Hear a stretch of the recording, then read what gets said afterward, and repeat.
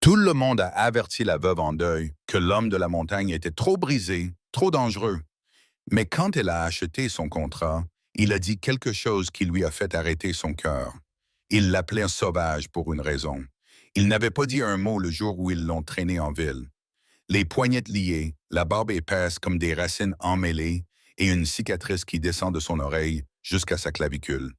Il marchait comme un animal prêt à s'enfuir, comme s'il n'appartenait plus aux hommes.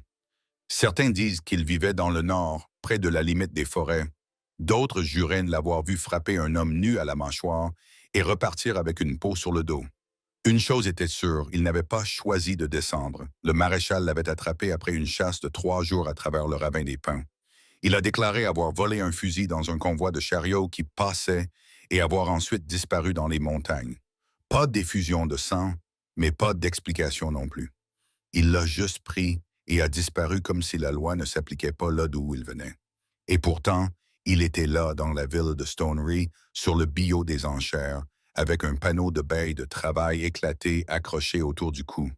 Trop sauvage, murmura le forgeron à son apprenti.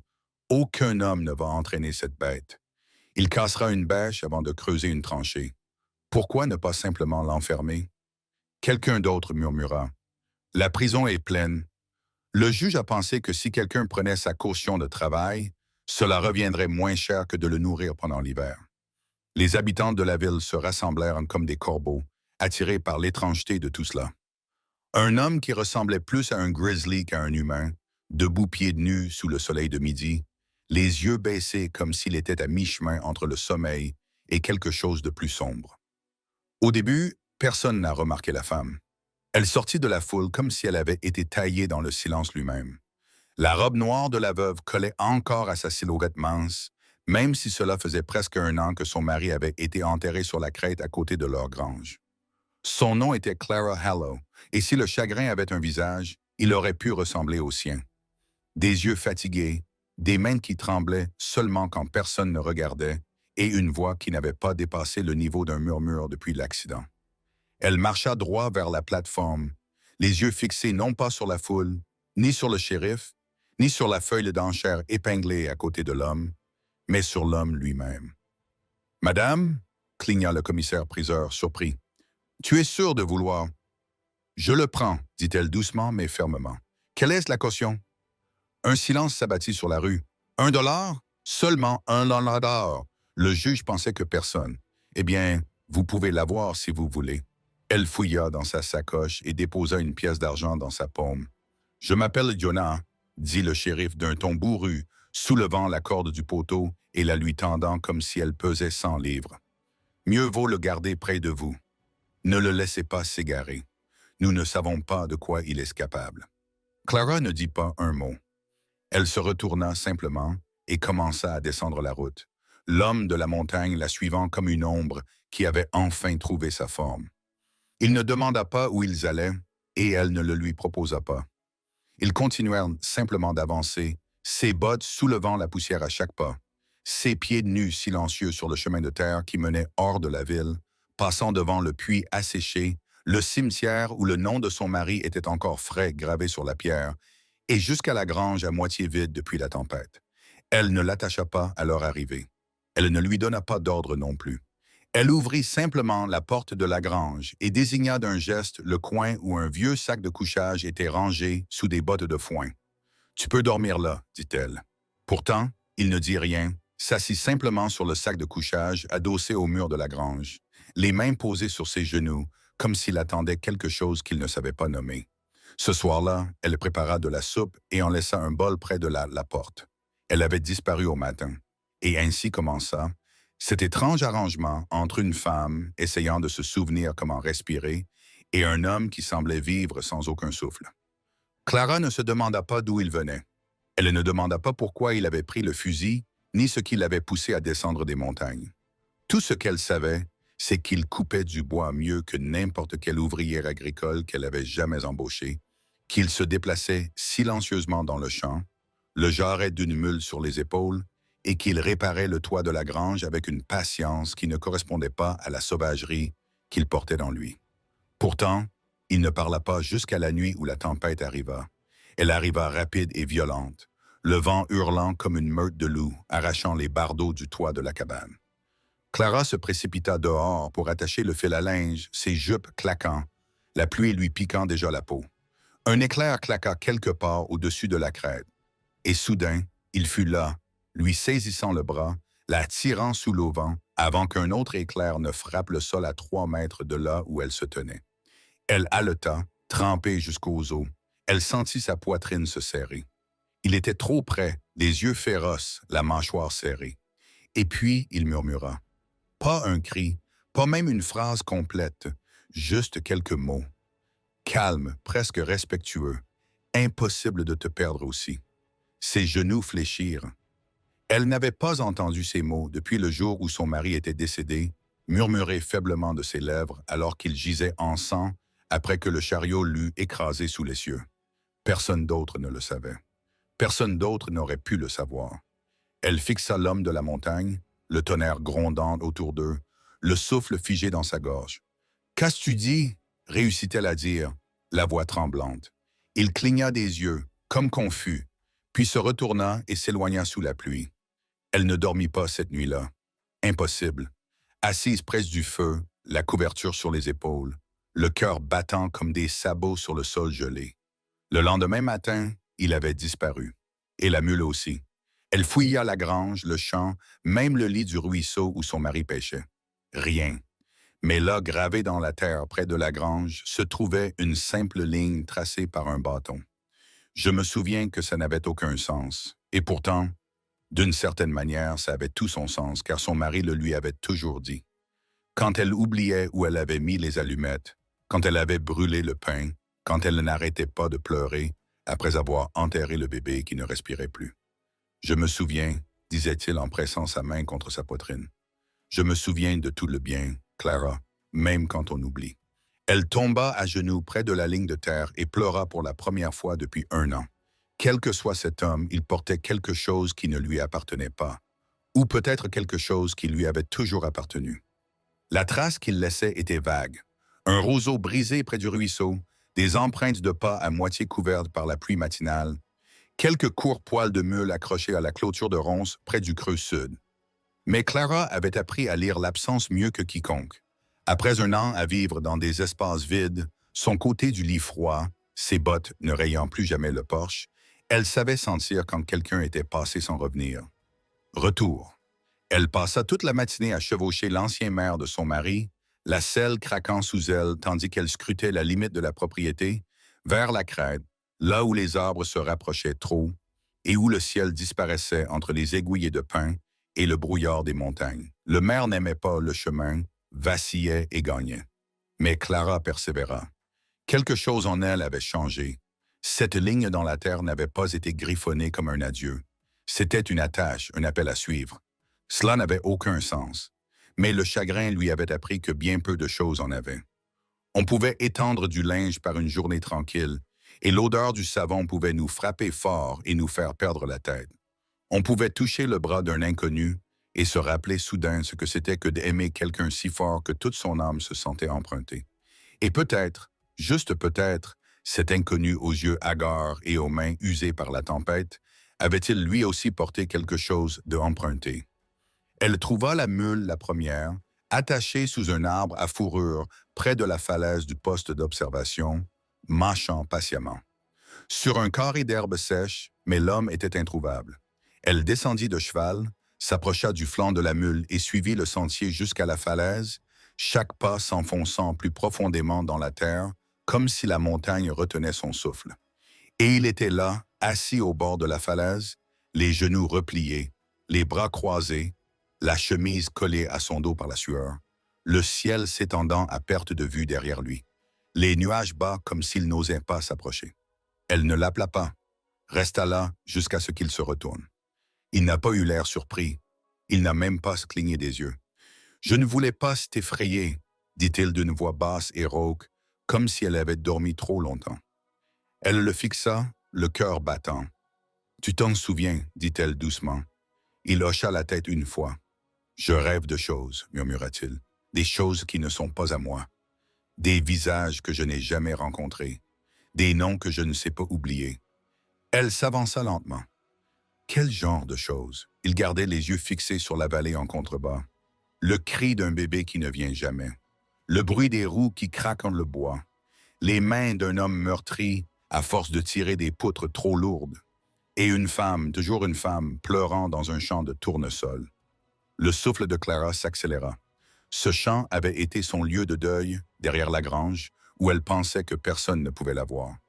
Elle y avait pleuré après avoir enterré l'enfant, après avoir enterré son mari. Personne, sauf Dieu, ne connaissait cet endroit. « Qui es-tu » murmura-t-elle. Il secoua lentement la tête. « Je ne sais plus. » On m'appelait la voleuse de bêtes sauvages. On disait que je fuyais les hommes, le feu et la vérité, mais parfois, j'en vois plus que je ne devrais. Je touche un poteau de clôture et je connais le nom de l'homme qui l'a construit. Je passe devant une tombe et je ressens la tristesse de celui qui reste. Les vieilles femmes des collines disent que je suis maudite ou douée, dit Clara. Il la regarda alors. Il regarda vraiment, et dans ce regard quelque chose vacilla. La reconnaissance, la douleur, le désir, comme si ses yeux avaient été autrefois emplis de rire et d'amour, mais que le temps et la distance avaient effacé tout le reste. « Je n'ai pas pris ce fusil pour faire du mal à qui que ce soit, » dit-il. J'étais affamé, j'avais froid. Je n'ai jamais voulu quitter la montagne, mais ils sont venus me chercher. Elle s'agenouilla à côté de lui, sa robe effleurant les aiguilles de pince sèche. « Tu as prononcé les paroles de mon mari. Je les ai entendues en rêve, » murmura-t-il. Clair comme le tonnerre, un homme murmurant avec du sang dans la bouche, s'accrochant à l'amour comme si c'était la dernière chose qui le maintenait en vie. Clara pressa une main sur sa poitrine, essayant de voler la douleur qui avait de nouveau explosé. Elle avait enfoui des souvenirs si profondément qu'elle pensait que personne ne les déterrerait jamais. « Je n'en ai jamais parlé à personne », a-t-elle déclaré. « Ni le docteur, ni le prédicateur, juste Louis et moi, seul dans ce champ, avec le chariot renversé, la roue fissurée et le ciel devenant rouge. » Il ne répondit pas, resta simplement assis, immobile comme une pierre, laissant le silence dire tout le reste. Finalement, ils revinrent ensemble, la mule traînant derrière eux. Aucun mot échangé. Cette nuit-là, Clara cuisinait à nouveau. Du pain de maïs cette fois. Ragoût de chevreuil au romarin et au genièvre. Elle ne l'a pas mis à la porte. Elle posa 2 bols sur la table et fit un geste vers la chaise vide en face d'elle. Et l'homme sauvage s'assit. Ils mangèrent en silence, le feu crépitant doucement derrière eux, l'horloge faisant tic-tac sur la cheminée, comme elle l'avait toujours fait lorsque son mari était en vie. Puis, lorsque le repas fut terminé, il reprit la parole. « Jonas, quoi? Mon nom, je crois. » Il baissa les yeux. « Cela m'est venu dans un rêve la nuit dernière. Tu m'as appelé comme ça dans le champ de tournesol juste avant de m'embrasser sur le front et de dire... » Il s'est arrêté. La cuillère de Clara est tombée. Tu as dit quoi? Elle respirait. Il la regarda dans les yeux. Il a dit « N'oubliez pas le goût du printemps. » Des larmes coulèrent de ses cils avant qu'elle ne puisse les arrêter. C'était la dernière chose qu'elle avait dite avant qu'il ne lui prenne le bébé des bras. Une phrase que son mari lui murmurait chaque printemps lorsque les champs commençaient à fleurir. Un dicton privé que personne d'autre n'avait jamais entendu. Un dicton si profondément enfoui qu'elle ne l'avait pas prononcé à voix haute depuis des années. « Tu n'es pas mon mari, dit-elle, la voix tremblante. Tu ne peux pas l'être. » Il hocha la tête. « Je sais, mais tu te souviens de choses que lui seul connaissait. » Il hocha de nouveau la tête. « Je ne sais pas comment. » Elle se leva de table, marchant de long en large, le souffle serré. La pièce semblait trop petite, les ombres trop longues. « Quelqu'un t'a envoyé? » Elle a demandé. « Est-ce un piège, une blague cruelle? »« Non, » murmura Jonas. « J'aimerais que ce soit le cas. » Elle se tourna vers lui, les poings serrés. « Alors, qu'es-tu? Un fantôme, un réceptacle? Es-tu possédé par l'âme de mon mari? » Il ne broncha pas. « Je ne suis qu'un homme, dit-il. Mais ta douleur, tes souvenirs, ils font partie de moi d'une certaine manière. Je ne comprends pas, mais je les ressens comme des échos que je ne peux m'empêcher d'entendre. » Clara s'affala sur la chaise, tremblante. « Ce n'est pas juste, dit-elle. Ce n'est pas juste d'entendre ces mots dans la bouche d'un autre homme. Je sais, dit-il. Alors pourquoi les dis-tu? » Il la regarda, puis, avec une telle tristesse qu'elle faillit la briser en deux. « Parce que quelque chose en moi veut que tu te souviennes. » Ils restèrent assis là un long moment, l'air lourd du poids des non-dits. Dehors, le vent tourna. Des coyotes jappaient au loin. Finalement, Clara se leva et se dirigea vers la porte de la grange. Elle se retourna une fois. « Viens demain matin, dit-elle d'une voix rauque. Tu peux partir si tu veux. » « Je ne t'en empêcherai pas. » Il ne dit rien, se contentant de la regarder disparaître dans la maison. Mais à son réveil le lendemain matin, Jonas était toujours là, à fendre du bois dans le jardin, la sueur luisant sur son front comme un homme à sa place. Et cela la terrifiait plus que tout. Pendant des jours, Clara l'observa derrière les rideaux. Il travaillait avec une discipline tranquille qui lui rappelait tellement son mari qu'elle la mettait à vif. La façon dont Jonas maniait une hache, la ligne prudente de ses épaules lorsqu'il franchissait la clôture, la patience dont il faisait preuve avec la vieille mule qui avait besoin d'être cajolée à chaque poteau, tout cela reflétait l'homme qu'elle avait enterré 2 hivers auparavant. Mais ce n'était pas seulement sa façon de se déplacer. C'était ce qu'il ne faisait pas. Il ne fouillait jamais, ne posait jamais de questions sur la tombe derrière la maison, où des fleurs sauvages poussaient maintenant entre 2 croix de bois. Il ne se demandait jamais pourquoi la chambre au fond du couloir restait fermée à clé. Il ne la touchait jamais sans sa permission, même si son regard s'attardait parfois plus longtemps qu'il ne le pensait, et il y avait toujours ce chagrin inexprimé qui brillait au plus profond d'elle, comme quelqu'un qui avait connu la perte trop intimement pour l'exprimer à voix haute. Elle gardait ses distances, non pas par crainte de lui, mais par crainte de ce qui pourrait arriver si elle se laissait aller à l'espoir. La ville n'avait pas oublié la vente. Les murmures flottaient encore dans la mercerie, derrière les bancs de l'église, près de la poste, où les filles bavardaient comme des carillons éoliens. « Clara Atwood s'est acheté un homme, disait-elle, en haussant les sourcils et en baissant la voix. Sauvage comme un ours, disait-elle, dangereuse même.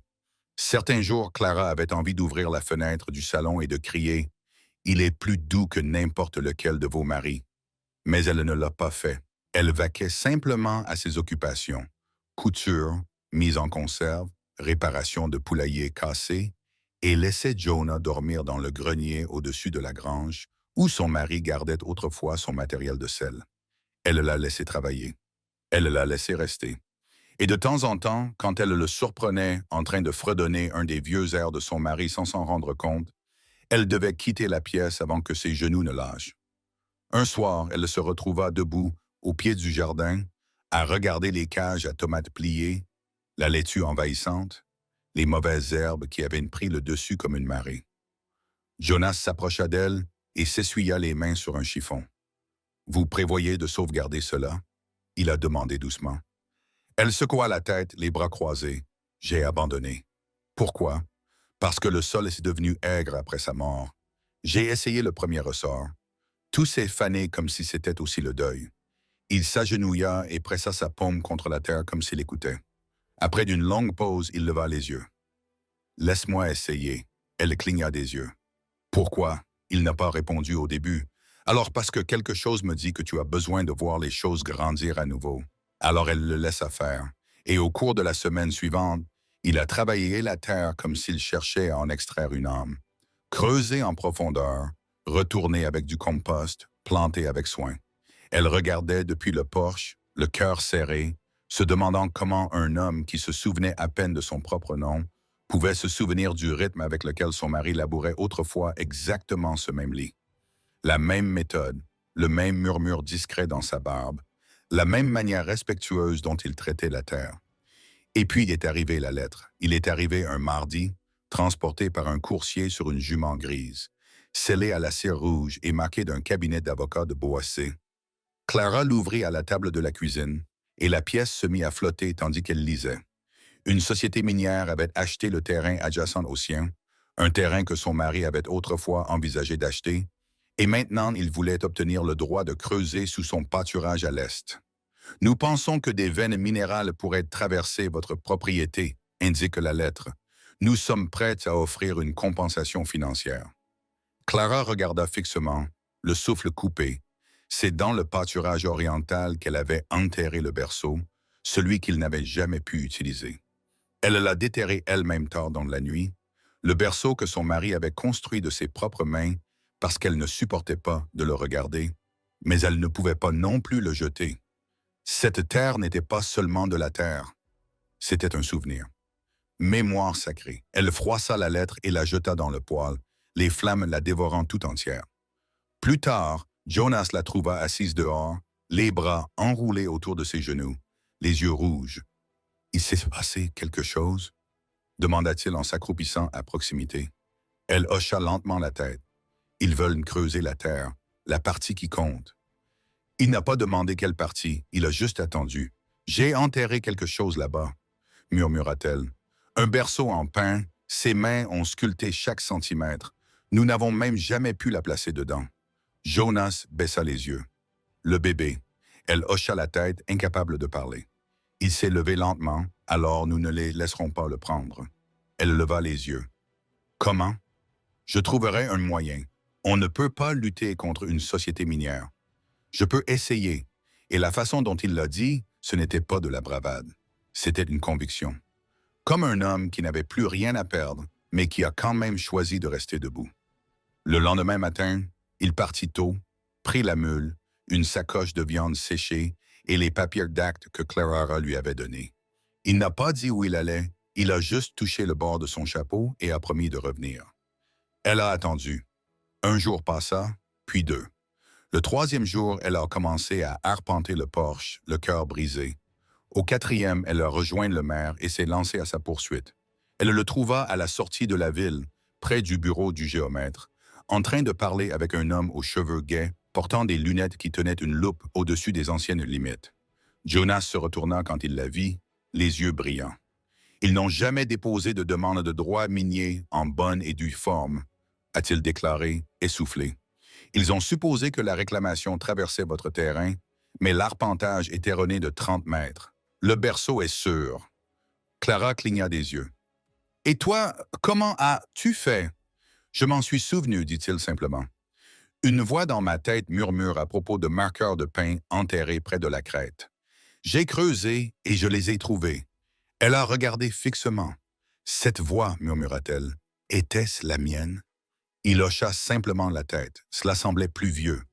Cette nuit-là, après que le soleil se soit couché et que l'air se soit réchauffé avec le parfum du chèvrefeuille, Clara se retrouva assise sur le porche à côté de lui.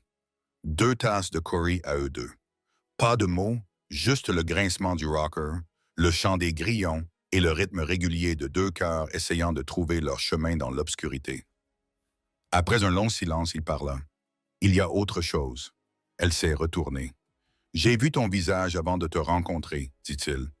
Dans un rêve, tu étais agenouillé près d'une tombe, chuchotant au vent, et j'ai su au plus profond de moi que j'avais passé 1000 vies à te chercher. » Clara ferma les yeux, les larmes aux yeux. « Et je t'ai vu aussi, murmura-t-elle, ou quelqu'un comme toi. Je n'aurais jamais cru que tu viendrais. » Il tendit lentement la main, prudemment, et la prit. Elle était rugueuse, chaude et tremblante comme la sienne. Ni l'une ni l'autre ne se retira, pas cette nuit-là. Et lorsque les étoiles percèrent les nuages et se répandirent dans le ciel, elles restèrent ainsi, main dans la main, passé et présent se heurtant, dans un silence qui exprimait tout ce que les mots ne pouvaient dire. Il pleuvait le lendemain matin, lentement et régulièrement. Le genre de pluie qui trempait doucement la terre, comme si elle demandait la permission d'entrer. Clara se tenait à la fenêtre, un châle sur les épaules, une tasse à la main, et regardait les gouttes glisser sur les douleurs comme des traînées de larmes. Elle n'avait pas beaucoup dormi, non pas par peur, mais parce que quelque chose en elle avait changé, quelque chose qu'elle n'avait pas ressenti depuis des années.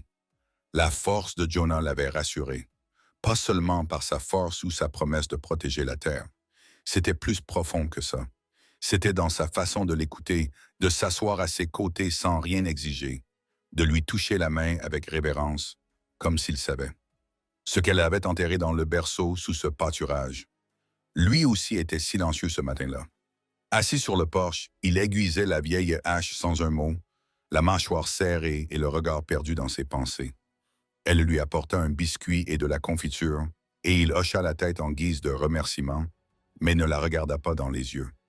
Quelque chose se tramait derrière ses yeux, quelque chose qu'il n'avait pas dit à voix haute.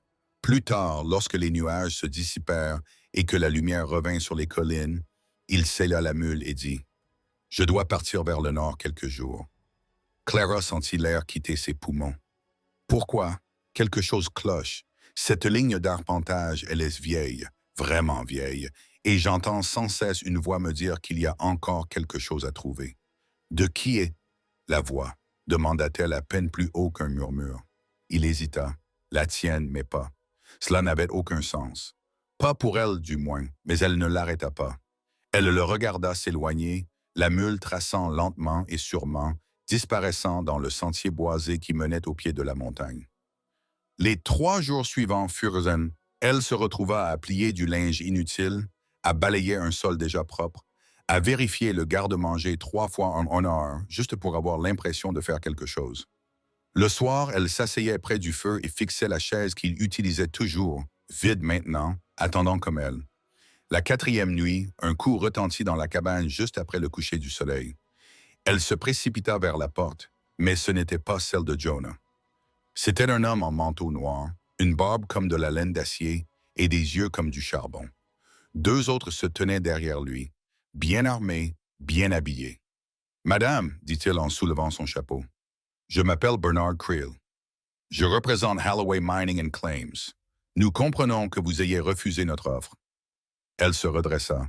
Je l'ai brûlé. Il ricana, mais son rire n'atteignit pas ses yeux. Nous admirons sincèrement la loyauté envers la terre, mais le minerai sous vos pâturages vaut plus que ce que vous gagnerez jamais en vendant des œufs et de la confiture. Je ne suis pas intéressé. Non, dit-il, tu ne l'es pas, mais peut-être que ton nouveau compagnon l'est. Elle se raidit. Tu vois, l'homme que tu as acheté, Jonas, il ne s'appelle pas Jonas. Il a un passé, un long passé. Évadé du camp de travail de Fort Shaw il y a 3 hivers. Nomme S. Gentry Alt. Nous le cherchions. Le cœur de Clara s'est presque arrêté. Tu mens. Il sourit légèrement. J'aimerais bien, mais c'est un homme recherché, dangereux, instable.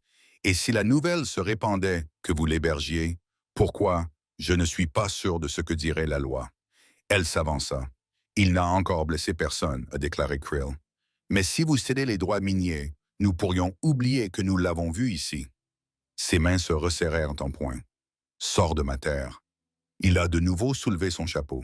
Faites comme vous voulez, mais ne dites pas que nous n'avons pas fait preuve de gentillesse. Ils sont partis alors que le soleil se couchait derrière les collines, laissant derrière eux poussière et terreur. Clara resta assise sur le porche pendant des heures, regardant le sentier, priant pour qu'il revienne. Il le fait. À l'aube, couvert de boue, les vêtements déchirés, une lumière sauvage dans les yeux. Il descendit lentement, privilégiant sa jambe gauche. Elle se précipita vers lui et lui attrapa le bras. « Ce qui s'est passé? »« Quelqu'un m'a suivi, a-t-il dit. Près de Bear Ridge, je pensais les avoir perdus. Elle l'a aidé à entrer. De l'eau bouillie enveloppait sa jambe. Pendant qu'elle travaillait, il dit doucement. « Tu as eu des visiteurs. » Elle leva les yeux. « J'ai vu les traces, a-t-il ajouté. 3 chevaux, dont l'un portait des bottes de ville.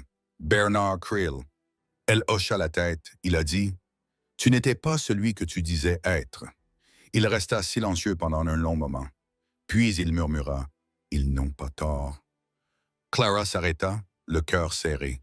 « Qu'est-ce que ça veut dire? » Il leva les yeux injectés de sang. « Je ne me souviens pas de tout, mais je me souviens de Fort Shaw et du cri d'une femme. Je ne lui ai pas fait de mal, Clara, mais j'ai couru parce que je ne pouvais pas prouver que je ne l'avais pas fait. » Elle recula lentement. « Je n'ai jamais levé la main sur elle, dit-il plus fort maintenant. Je le jure, mais il voulait un corps, un bouc émissaire, et j'étais un homme sauvage sans nom, alors j'ai couru. » Des larmes se pressaient derrière ses yeux. « Pourquoi ne me l'as-tu pas dit? Parce que je pensais que je pourrais peut-être recommencer. Soyez quelqu'un de nouveau. Soyez l'homme qui était votre mari. » Elle détourna le visage, mais il s'approcha. « Je n'ai jamais voulu te tromper. Je voulais seulement survivre. C'est pour ça que tu savais où se trouvaient des marqueurs. Pourquoi as-tu fredonné sa chanson? Pourquoi as-tu dit ça sur le porche l'autre soir? Quelque chose que lui seul a jamais dit. » La noblesse de Jonas hocha la tête. Je ne peux pas l'expliquer, mais je le sens en moi. Comme si son souvenir s'était glissé dans mes os. Comme si j'étais censé porter ce qu'il avait laissé derrière lui. Clara secoua la tête. « Cela n'a pas de sens. Peut-être pas, murmura-t-il. Mais je ne sais pas non plus comment réparer ta clôture cassée avec le même nœud que ton mari, ni où tu as caché le deuxième pot de cornichons sous le plancher, ni même entendre ton nom dans mes rêves avant même de te voir. Elle le fixa du regard, le cœur brisé par des bris qu'elle ignorait encore ressentir. Puis elle murmura, « Tu dois partir. » Il cligna des yeux. « Clara, si Krill a raison, ils reviendront. Et je ne peux pas te protéger. Je ne te quitte pas. Tu dois le faire. S'il t'emmène, tu ne reviendras jamais. Et je ne peux pas. » Sa voix se brisa. « Je ne peux pas perdre un autre homme auquel je tiens. » Il s'approcha.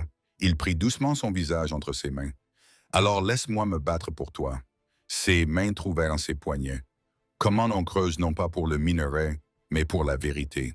Je crois avoir trouvé quelque chose dans le Nord, un registre, des noms, des dates. Si nous pouvons prouver que je travaillais au camp extérieur la nuit où cette femme a crié. » Les yeux de Clara s'écarquillèrent. « Alors ils ne pourront plus te toucher. » Il hocha la tête, « Mais j'ai besoin de temps, et j'ai besoin que tu me fasses confiance. » Elle ne dit rien, ferma simplement les yeux, puis se pencha en avant et appuya son front contre le sien. Et pendant un long moment, il n'y eut plus de passé, plus de compagnie minière, plus de fantômes, seulement le silence de deux âmes qui s'étaient trouvées dans le désert du chagrin. Cette nuit-là, elle dormit dans le fauteuil à bascule près du feu, tenant une page usée du registre qu'il avait recopié, son écriture ferme et sûre, une seule entrée entourée 2 fois. Site Gentry Hall 3 connecté à 15 heures, déconnecté le 4 heures.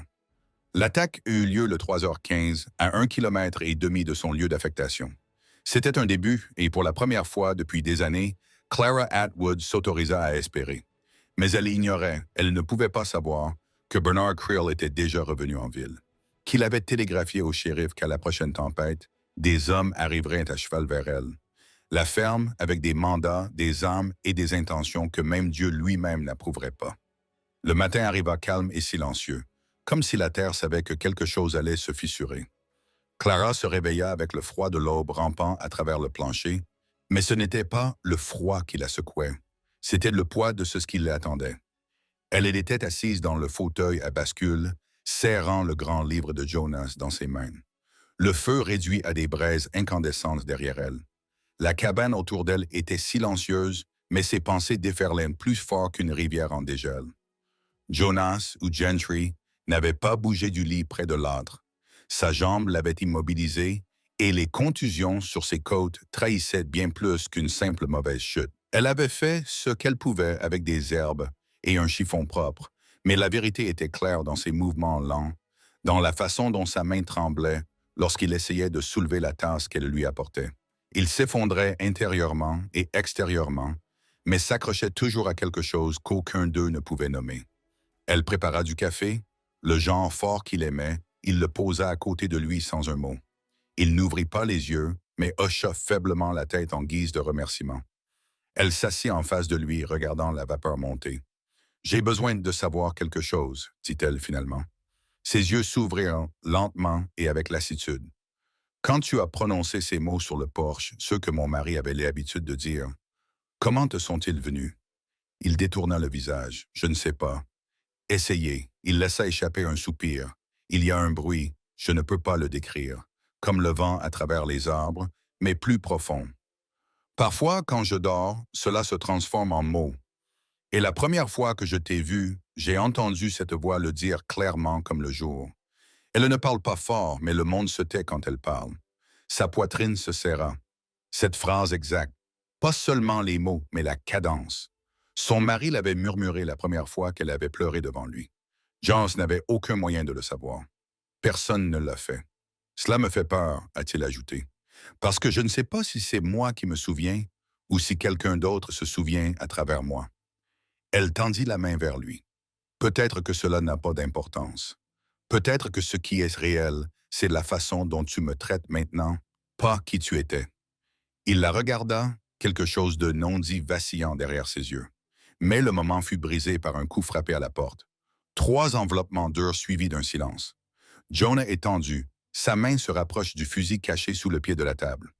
Clara se leva et traversa la pièce, se plaçant entre lui et la porte. Elle l'ouvrit juste assez pour voir et faillit tomber par terre. Le shérif Tom Dillard se tenait là, tenant une arme à la main, son adjoint à ses côtés. Derrière eux, 4 chevaux, 2 cavaliers inconnus et Bernard Creel, arborant la même expression suffisante qu'auparavant. Clara, le shérif, dit en soupirant, « Nous avons quelques questions auxquelles il faut répondre. » « Quel genre de questions ?» demanda-t-elle d'une voix ferme, à propos de l'homme à l'intérieur. « Gentry Holt. » Elle monta sur le porche et tira la porte derrière elle. Son nom est Jonas. Creel laissa échapper un rire aigu. « Non, madame, ce n'est pas le cas, et votre bon shérif a un mandat pour le prouver. » Dillard bougea, mal à l'aise. « Je ne suis pas venu pour faire du grabuge, Clara, mais s'il est bien celui qu'on dit, je dois l'accueillir. » Sur quelle base? Le mot d'une compagnie minière, sur la baie d'un mandat émis par Fort Shaw il y a 6 mois. Ses mains tremblaient, mais elle les stabilisa contre la balustrade. « Et que lui arrive-t-il si tu le fais? »« Il est jugé, » a déclaré Dillard. « Cette fois, c'est bien. » Clara s'approcha. « Ils ont déjà essayé de le tuer une fois. Pensez-vous qu'ils vont arrêter maintenant? » Creel s'avança. « Nous sommes prêts à être miséricordieux.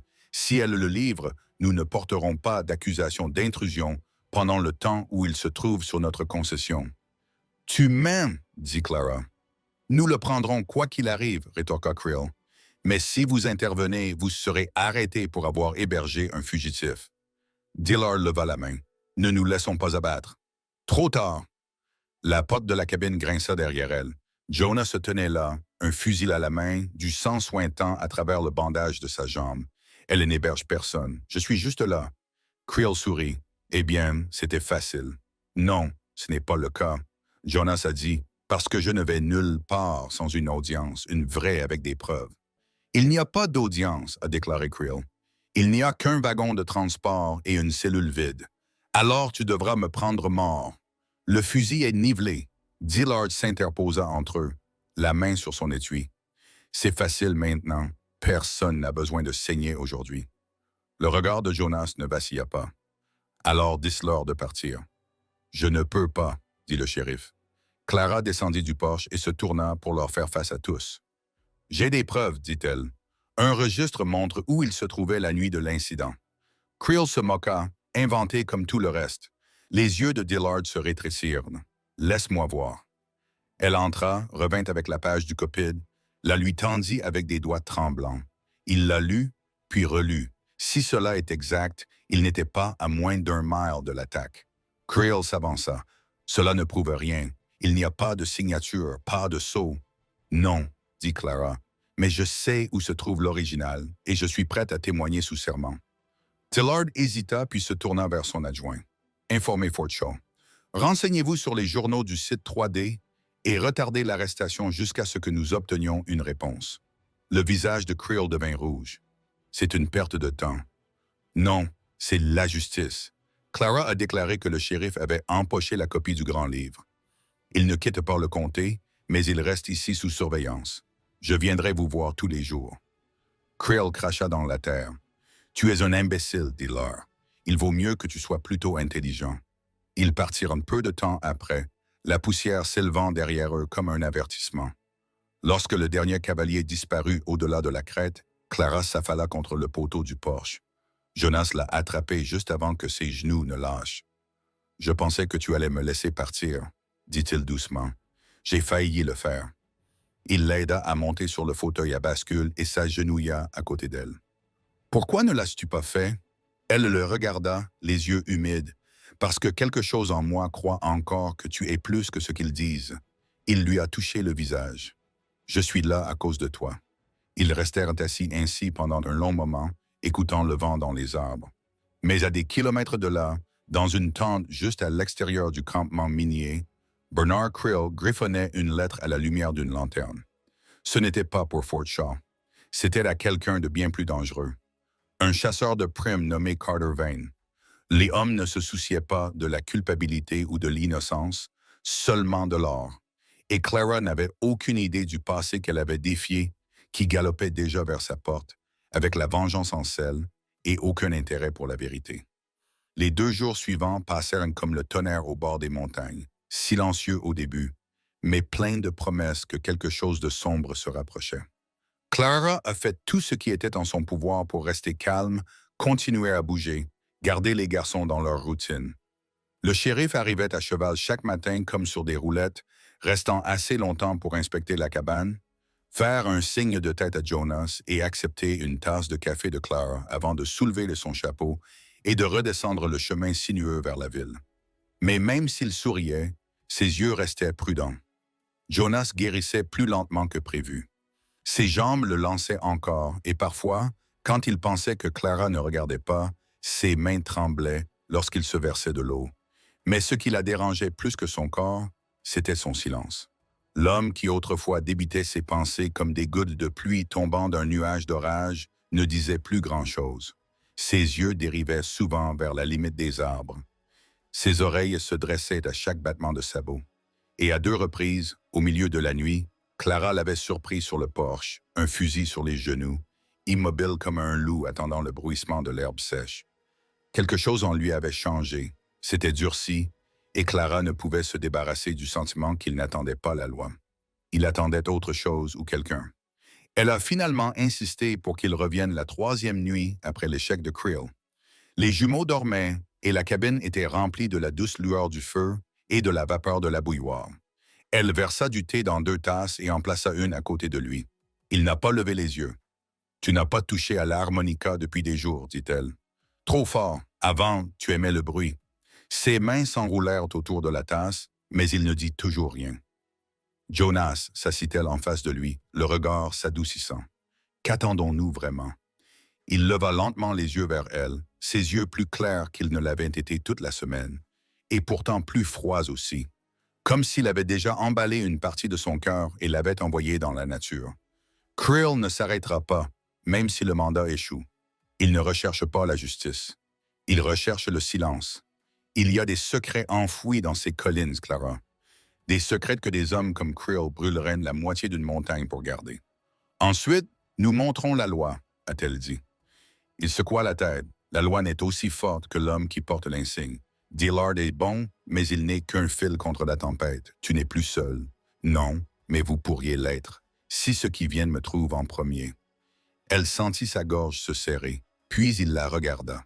Il la regardait vraiment avec quelque chose derrière les yeux qu'elle n'avait pas vu depuis le décès de son mari. La peur, non pas de la mort, mais de la perte. S'il m'arrive quelque chose, dit-il doucement, tu prends ces garçons et tu vas vers l'ouest. Suivez la rivière au-delà de Salt Creek. Il y a une cabane rouge avec des bois cloués sur le toit. Une femme nommée Hattie vit là-bas. Elle me doit plus qu'elle ne peut me rembourser. Tu ne vas pas mourir, dit Clara, la voix s'élevant. Je m'assure que tu es en sécurité. Elle tendit la main vers lui. Tu as dit que je t'avais ramené. N'ose pas me quitter maintenant. Il soutint son regard pendant un long moment, puis hocha la tête une fois, mais elle vit que la résolution ne l'avait pas quitté. Cette nuit-là, elle n'a pas pu dormir, même pas alors que le feu crépitait doucement et que le souffle de Jonas se calmait dans le coin. Une agitation la parcourait, et cela n'avait rien à voir avec la peur.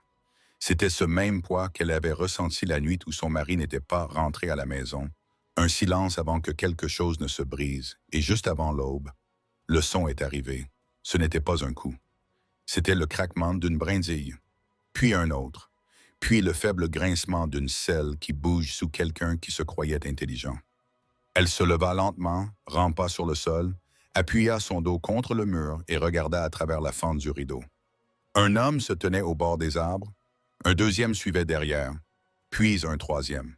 Aucun ne portait d'insigne. Aucun n'avait de loi dans sa posture. Ce n'étaient pas des députés. Jonas était déjà debout, le fusil à la main. Pas de chemise, des bandages serrés sur ses côtes et sa jambe, mais ses yeux sont toujours aussi vifs. « 4, murmura-t-il. Peut-être 5. Il pense que nous dormons. Il hocha la tête. Que faisons-nous? Il jeta un coup d'œil vers la chambre du garçon. Tu réveilles les jumeaux. Emmenez-les dans le vide sanitaire sous le plancher. N'ouvre pas cette trappe à moins que je te le dise. Et toi? J'ai gagné du temps en arrêtant de courir. Maintenant, j'en achète un peu plus. Avant qu'elle ne puisse discuter, il lui mit quelque chose dans la main. El harmonica. Je l'ai encore entendu hier soir. Il a dit doucement. Cette voix a prononcé un nom. Quel nom? Il n'a pas répondu. Elle voulait l'arrêter. Il disait que ce n'était pas son seul combat, mais quelque chose dans ses yeux disait qu'il avait déjà fait de la paix avec ça. Elle fit ce qu'on lui avait dit, rassembla les jumeaux, qui remuaient à peine, et les fit descendre dans l'étroit espace sous le foyer. Elle embrassa chacun de leurs fronts et remit le panneau de bois en place. Jonas l'aida à glisser le tapis dessus juste au moment où la première pierre heurta la fenêtre. Des éclats de verre ont explosé sur le sol. Puis une voix baissa, tendue et pleine de moquerie. Sors, Hull. Il n'est pas nécessaire que votre amie veuve se retrouve prise dans ce pétrin. Jonas s'avança et ouvrit grand la porte de la cabine. Le vent soufflait, projetant la lumière du feu dans ses cheveux. Toujours en vie, dit-il. Je suppose que ce chasseur de primes ne vaut pas la poussière sur ses bottes. Une ombre bougea. Puis un homme de grande taille sortit de derrière un arbre. Clara se figea. Il ressemblait plus à un loup qu'à un homme. Une cicatrice sur sa joue. Long manteau strié de sang séché et d'argile rouge. Son fusil n'était pas en bandoulière. Il le portait comme si cela faisait partie de sa colonne vertébrale. « Tu dois être Carter Vane, dit Jonah. « Je dois l'être. Vous tuez pour de l'argent. » « Non, je tue parce que certains hommes ont besoin d'être tués. La pièce rend tout simplement cela plus agréable. » Jonas monta sur le porche. « Vous avez fait tout ce chemin. Parlons comme des hommes. » « Ce n'est pas drôle, dit Vane en levant son fusil. Mais Jonah était plus rapide que Clara ne l'avait jamais vu bouger. Le fusil aboya, une ombre tomba, puis une autre. La forêt explosa sous les coupes de feu.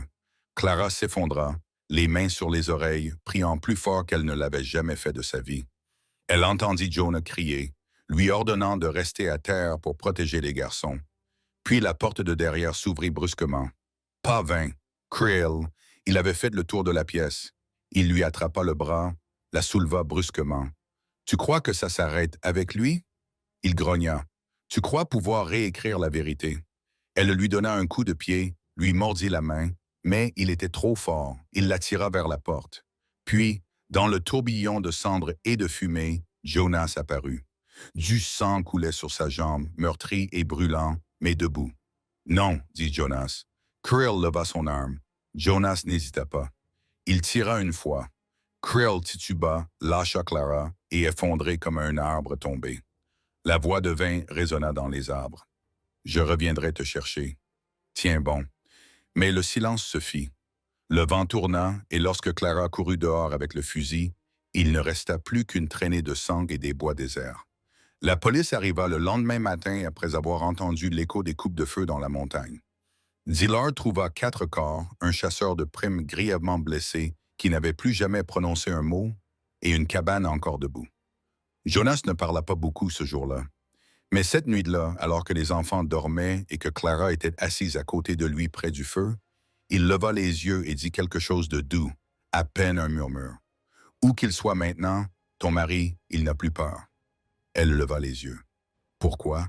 Parce qu'il sait que tu n'as pas été abandonné. » Son cœur se serra à cette vérité. Mais dans le silence qui suivit, quelque chose en elle changea. Ni brisé, ni brûlé. Un trou. Le vent ne s'était pas encore calmé lorsque les hommes du shérif partirent à l'aube, traînant les derniers corps en bas de la montagne pour identification. Et l'enterrement. Jonas était assis sur le porche, sa jambe blessée posée sur un tabouret, enveloppée dans des bandages frais que Clara avait arrachés au drap de lin qu'elle avait juré de ne plus jamais utiliser.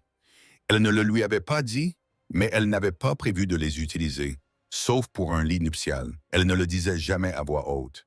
Il ne le lui avait jamais demandé, mais dans ces moments-là, silencieux mais pas tranquilles, immobiles mais pas reposants, des choses passaient entre eux qui n'avaient pas besoin de mots. Les jumeaux marchaient sur la pointe des pieds autour de lui ce matin-là, non pas par peur de Jonas, bien au contraire. Ils restaient collés à lui comme de petites ombres, des protecteurs silencieux qui l'avaient vu se tenir devant la mort sans broncher. Jesse, le plus petit, plaça son cheval en peluche usé près de la botte de Jonas, puis murmura « Il éloigne les cauchemars. » Jonas prit le jouet et le retourna dans sa main, le cuir rigide, craquelé et inégal. « Les hommes des montagnes aussi, dit-il. » Plus tard dans l'après-midi, Clara le trouva debout près de la clôture, le regard perdu dans les arbres, là où Vane avait disparu. Sa main reposait sur le poteau, tapant du pouce en rythme comme pour tenter d'extraire un sens du vent. Il est toujours là, dit-il sans se retourner. Il sera parti depuis longtemps. Non, il ne laisse pas le travail à moitié fait. Il attend de voir si je boite ou si je tiens le coup. Elle s'approcha de lui et posa une main sur son bras. Alors, montrons-lui comment on se tient. Mais alors même qu'elle prononçait ces mots, un sentiment la serra dans les entrailles. Une lourdeur comme si le sol sous eux n'avait pas fini de bouger. Cette nuit-là, le ciel s'ouvrit dans un orage si violent qu'il faillit arracher le toit. Les garçons gémirent dans leur lit et Clara resta allongée, éveillée, regardant les éclairs dessiner la silhouette de Jonah qui marchait de long en large près du fusil de cheminée en bandoulière. L'orage était peut-être naturel, mais il y avait quelque chose en lui comme un présage, un avertissement. À l'aube, les nuages se dissipèrent, mais rien ne semblait propre. 2 jours de plus passèrent. Aucun signe de vin, aucune trace dans le bout, pas une branche dérangée le long du sentier. Et pourtant, Jonas ne baissa pas la garde. Il insista pour aller couper du bois, malgré sa jambe qui lui disait qu'il fallait se préparer pour les premières vraies gelées. Clara essaya de protester. Elle perdit. Il prit la hache et boita dans les bois, non sans l'avoir embrassée sur le sommet de la tête. Ce seul baiser en dit plus que des heures de parole. Ne le voyant pas revenir à la tombée de la nuit, le cœur de Clara se mit à battre la chamade. Au matin, il galopait. Elle emmitoufla les jumeaux dans des couvertures, sella la mule et partit dans la direction qu'il avait prise. Les traces étaient faibles, à moitié effacées par la pluie de la nuit précédente, mais elle les suivit. Les arbres commencèrent à s'éclaircir. Elle l'appela. Pas de réponse. Plus elle s'enfonçait, plus le silence s'installait, comme si la forêt avait ravalé son souffle. Puis elle trouva la hache enfouie dans le tronc d'un arbre, sa lame recouverte d'un rouge cramoisi. À côté, un lambeau déchiré de la chemise de flanelle de Jonas, et au-delà, des traces de traînée, non pas celles d'une proie, mais celles d'un homme qui n'était pas parti de son plein gré. Ses doigts s'agrippèrent la pluie si fort que ses jointures blanchirent. Elle eut envie de crier. Au lieu de cela, elle descendit de cheval, attacha la mule à un arbre et sortit de la poche de son manteau le petit revolver que Jonas lui avait laissé. Elle suivit les traces, pas à pas, murmurant son nom dans son cœur. « S'il te plaît, Seigneur, s'il te plaît, ne le laisse pas mourir pour moi. » Elles la conduisirent à une petite cabane cachée derrière un rideau de broussailles, vieille et abandonnée, sauf que c'était le cas. Une faible fumée s'élevait de la cheminée et un léger mouvement derrière la fenêtre fermée. Elle s'accroupit, faisant demi-tour vers le fond. Une petite porte de cave était entr'ouverte. Elle y jeta un coup d'œil et son cœur faillit lâcher. Jonas était attaché à une chaise. Du sang sur le visage, sa chemise arrachée, les côtes couvertes de bleu frais, mais vivant. Se tenir devant lui était vaniteux. Il ne parlait pas, aiguisait simplement une lame contre une pierre. Lentement et méthodiquement, Clara n'attendit pas. Elle rampa. Elle s'avança, poussa la porte de la cave et fit éruption, son revolver levé. « Éloignez-vous, dit-elle d'une voix tremblante. Vin leva les yeux, surpris mais sans peur. « Regardez qui est arrivé, dit-il doucement. La veuve. Laissez-le partir. Vous ne savez pas ce que vous faites, mademoiselle. Je sais que tu es un lâche qui n'a pas pu l'affronter en plein jour. Vin rit. Tu crois avoir déjà vu des monstres? Pas encore. Elle tira un coup de feu à ses pieds. Il tressaillit, mais sourit. Jonah remua et releva la tête. « Clara, je suis là, dit-elle. Je ne pars pas. » « Tu dois courir, grogna-t-il. Il n'est pas seul, trop tard. » Une autre silhouette s'avança derrière elle. Mais avant que l'homme ne puisse l'attraper, Jonas se précipita en avant, brisant la chaise en deux, en la frappant de tout son poids, les envoyant tous deux s'étaler. Clara pivota et tira de nouveau. Le deuxième homme tomba. Puis elle attrapa un éclat de bois sur la chaise brisée et l'enfonça dans le flanc de Vin, tandis que Jonas le maintenait au sol. Vin hurla. Jonas ne le lâcha pas. « Tu n'aurais pas dû la toucher, grogna-t-il. Les yeux de Vin écarquillèrent cette voix. Puis il murmura quelque chose que Clara ne put entendre. Quelque chose qui fit trembler Jonah. « Reste immobile. »« Qu'est-ce que tu dis? » siffla Jonas. Vin rit, le sang bouillonnant sur ses lèvres. Il me répéta la même chose avant que je ne l'étripe. Clara recula. « Quoi? Que voulait-il dire? » Jonah baissa les yeux vers Vin. Il connaissait ton mari. Vane hocha la tête. Il cria ton nom en mourant. Clara tituba. Jonas leva les yeux. Dis-moi la vérité. Que lui as-tu dit? Que lui a-t-il répondu? Vane eut un sourire narquois. Il dit, prendre soin d'elle comme tu l'as fait. Le visage de Jonas devint blanc. Et puis Vane la répéta, la phrase murmurée comme venue d'outre-tombe. Seuls Clara et son mari partageaient cette phrase. Une phrase secrète prononcée lors de leur dernière danse avant de se coucher chaque soir. L'éternité commence au lever du soleil. Des larmes lui montèrent aux yeux. Ses genoux cédèrent. Vane rit de nouveau, puis s'arrêta. Le poing de Jonas s'était refermé sur sa gorge. « Je ne sais pas comment tu as su entendu ça, » dit Jonas. « Mais tu viens de rendre la paix impossible. » Et d'un seul coup sec, un mouvement, le dernier souffle quitta la poitrine de Vane. Plus tard, lorsque Jonas sortit de la cave en boitant, couvert de sang et de bleu, Clara tenait déjà la mule. Les jumeaux attendaient en selle. Elle ne dit pas un mot. Elle lui prit simplement la main et y plaça l'harmonica. « Tu as prononcé les mots que seuls lui et moi connaissions, » dit-elle doucement. « Mais ils ne viennent pas de toi, n'est-ce pas? » Jonas regarda l'harmonica. « Non, ils sont venus en rêve. La nuit précédente notre rencontre, il m'a dit « Prendre soin d'elle. Elle ne le demandera pas, mais elle en a besoin. Pourquoi toi? » « Je ne sais pas. » Elle se pencha vers lui. « Tu as tenu. »« Tard, murmura-t-elle, je te l'ai demandé. Le jour où j'étais racheté à ce poteau de chêne, j'ai demandé à Dieu un miracle. Et il m'en a accordé un. » Jonah regarda vers l'horizon où le soleil commençait à peine à se lever. Et dans le silence de l'aube, il la murmura de nouveau, non pas à son oreille, mais au vent. L'éternité commence au lever du soleil. La phrase n'était plus empruntée. C'était aussi la sienne maintenant. Le lever du soleil ne semblait pas ordinaire. Pas ce matin-là, pas après tout ça. Il se leva sur la montagne, lent et doré, comme s'il posait les mains sur de vieilles blessures, essayant de bénir ce que l'obscurité avait presque détruit. Clara se tenait pieds nus sur le porche, le boss de sa robe flottant au vent, ses cheveux encore emmêlés par le sommeil. Elle ne chercha pas à les arranger. Ses mains étaient croisées sur son ventre, comme toujours lorsqu'elle priait. Sauf que cette fois, elle ne demandait pas ce de secours. Elle rendait grâce. Derrière elle, Jonah sortit de la cabane sur une béquille qu'il avait lui-même sculptée la veille. Ses côtes étaient serrées, ses yeux immobiles. Il était enflé, mais sa mâchoire était ferme et il se tenait droit. « Jessie dit que c'est toi qui as fait lever le soleil, » murmura-t-elle sans se retourner. Jonah expira doucement. « C'est toi. Tu m'as fait respirer. Toi et ton revolver. » Elle sourit faiblement. Il dit aussi, « Tu dors avec un œil ouvert et un pied au paradis. » Cela fit rire Jonah, même si cela lui fit mal. Il se pencha vers elle, sa main effleurant la sienne. Elle ne s'écarta pas. « On dirait que tu attends quelque chose, » dit-il. C'était le cas, mais maintenant je crois que c'est moi qui attends. Quoi? Elle se tourna, vraiment, et le regarda, le visage doux, la bouche tremblante juste assez pour que seule une personne qui l'aimait le remarque.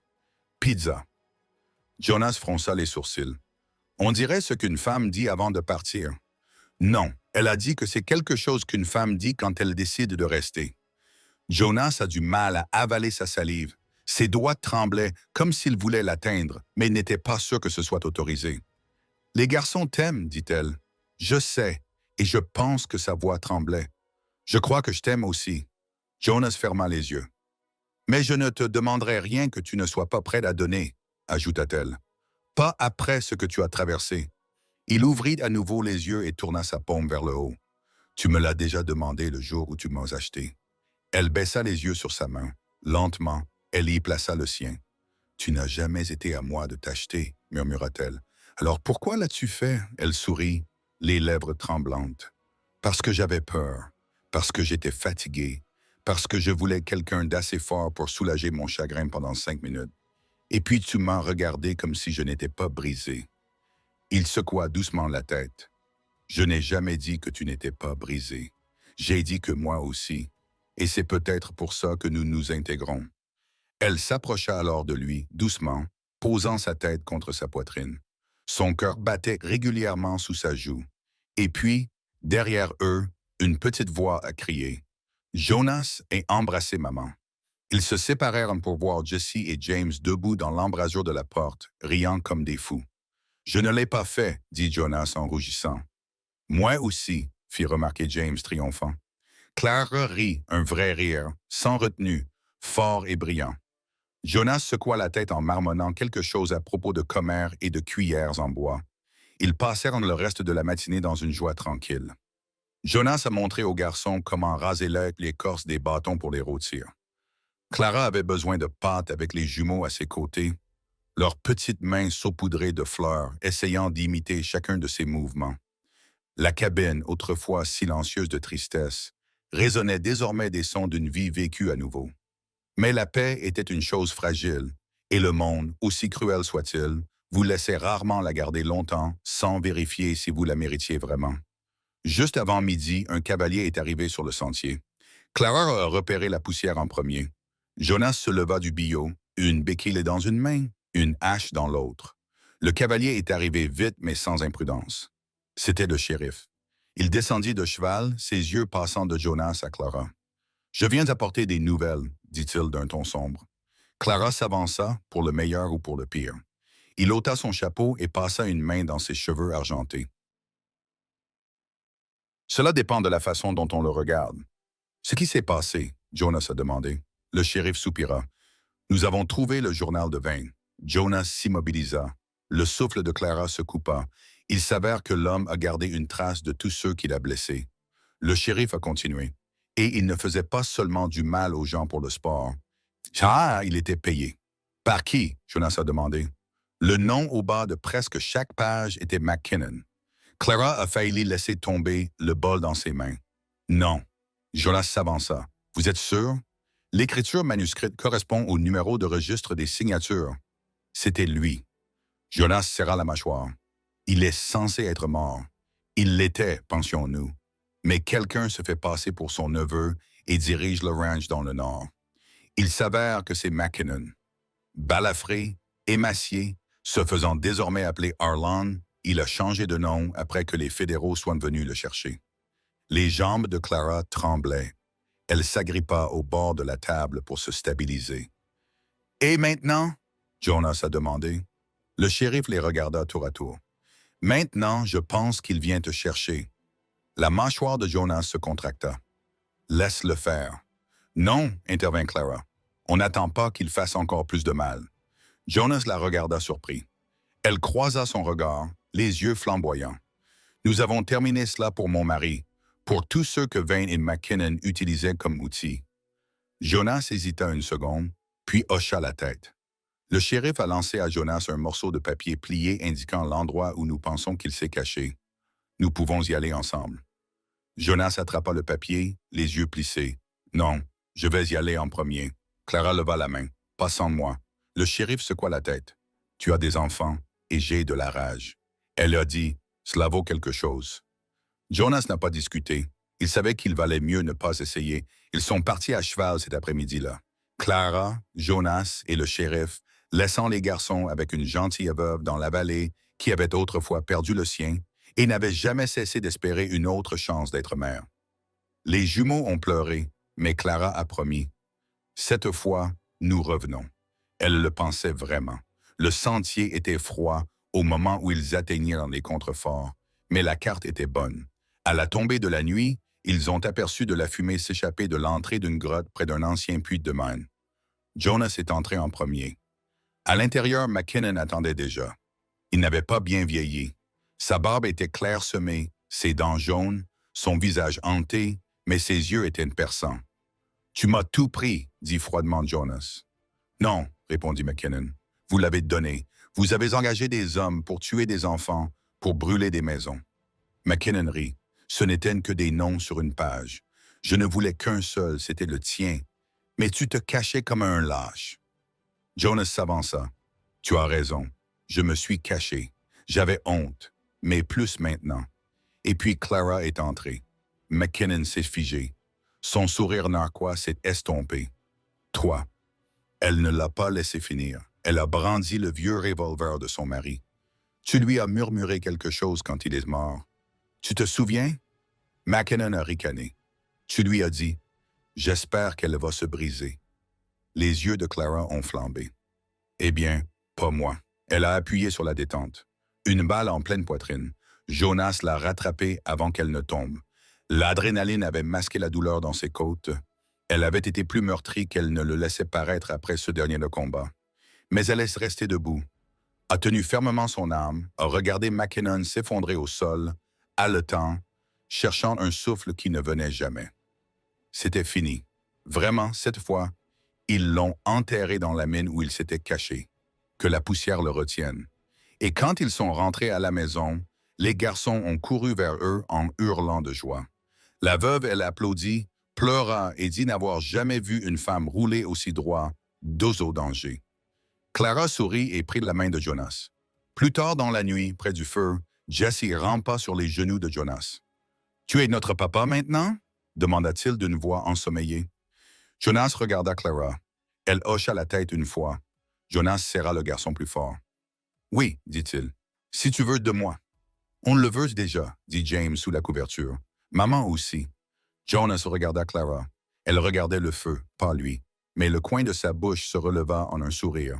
Et tandis que le feu crépitait et que le vent murmurait autour de la maison, Jonas se pencha vers elle, effleurant sa tempe de ses lèvres. Il murmura de nouveau, des mots qu'un seul homme avait déjà prononcés. L'éternité commence au lever du soleil, sauf que cette fois, ce n'était pas emprunté, c'était le leur.